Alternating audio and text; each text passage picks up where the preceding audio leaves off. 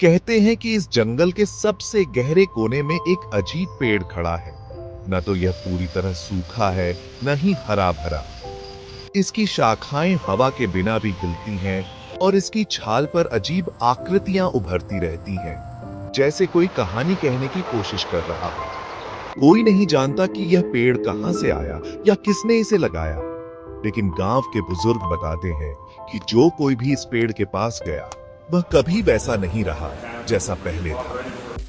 रवि, जो हमेशा रोमांच की तलाश में रहता था, उसने यह कहानी सुनी और तय किया कि वह इस रहस्य का पता लगाएगा।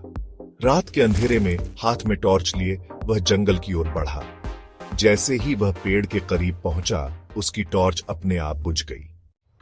अचानक पेड़ की शाखाएं हिलने लगीं, लेकिन वहां कोई हवा नहीं थी। रवि ने ध्यान से देखा और उसे छाल पर एक चेहरा उभरता दिखाई दिया, एक इंसानी चेहरा।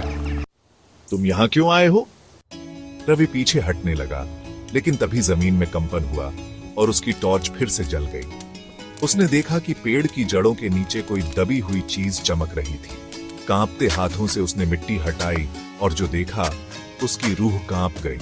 वहां एक पुराना जला हुआ पत्र था, जिस पर लिखा था, जो कोई भी इस पेड़ के रहस्य को जानना चाहता है, वह खुद इसका हिस्सा बन जाता है। रवि के हाथ कांपने लगे। तभी अचानक पेड़ की छाल में उसकी अपनी परछाई उभरने लगी, जैसे पेड़ उसे समा लेना चाहता हो। रवि चीख पड़ा, लेकिन उसकी आवाज उसी पेड़ में गूंज गई और फिर सन्नाटा छा गया। सुबह गांव वाले जब जंगल पहुंचे तो वहां कुछ नहीं था, न रवि न कोई पत्र, केवल एक नई शाखा उगाई थी और उसकी छाल पर रवि का चेहरा बना था। अगर कभी तुम इस जंगल में जाओ और कोई तुम्हारा नाम पुकारे, तो पलट कर मत देखना, वरना तुम भी उसी पेड़ का हिस्सा बन जाओगे।